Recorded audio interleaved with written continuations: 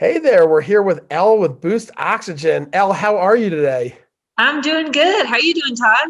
I'm doing good. With so many people venturing out into the backcountry because of the pandemic, we're going to talk a little bit about avalanche safety today, aren't we?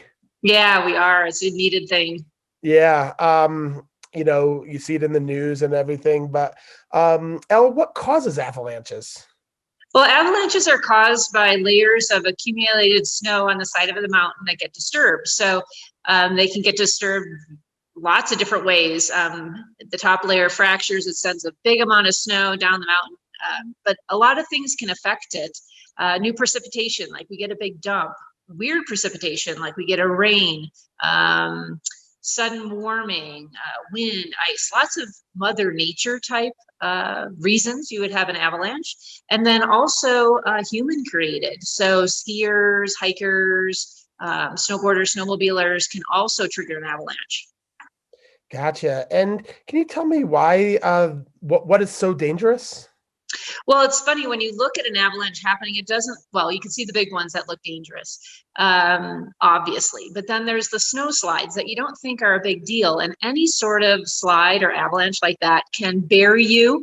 It could actually kill you. You could suffocate. It could bury a car. It could do damage to buildings. There's a lot of things that people don't realize. That snow is heavy.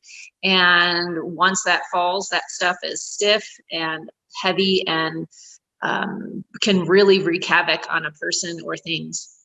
Yeah, so Elle's not just a representative of Boost Oxygen, which you can find all over Summit County, but she's also a wealth of knowledge, and she can also tell us how we can help prevent triggering an avalanche or surviving an avalanche situation. Well, definitely, if you don't know, don't go. That's a big thing I hear when I go to Jackson Hole. That's your biggest thing. If you don't know if it could be an avalanche area, don't risk it. So education, awareness, and preparedness are a big deal. A lot of people are coming here. They could be locals, they could be tourists that don't understand avalanches. So I invite anyone that's going to go out into the backcountry to educate themselves. And did you know 90% of the fatalities in avalanches are caused by humans? So that shows that that's scary, but it also shows that we have the power to change that, because if we don't trigger them, we have 90% less fatalities. I think it's a good idea to just educate yourself and really take it seriously when you go out there.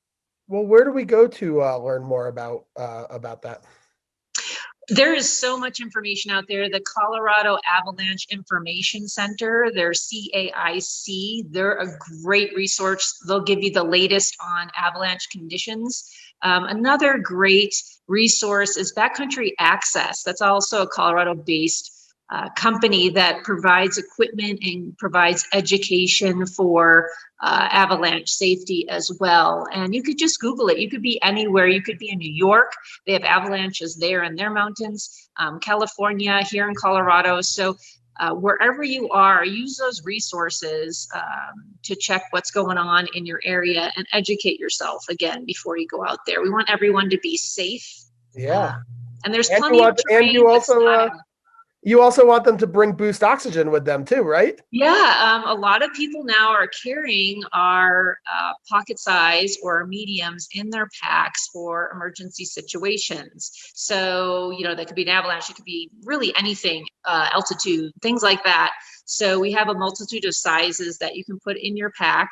A couple liters of oxygen can really make a difference when you have an emergency situation. And in fact, the U.S. Surgeon General, a former U.S. Surgeon General, recommends that people carry Boost in every emergency kit, because you're not carrying tanks of oxygen with you. And Right. there's a lot of time between emergency situation and perhaps when you're getting to treatment. So Boost is very popular for that as well. Cool. Well, Elle, it's great to see you, and hopefully we'll see you out on the slopes. Yes, thanks, Todd. Have a good You're one.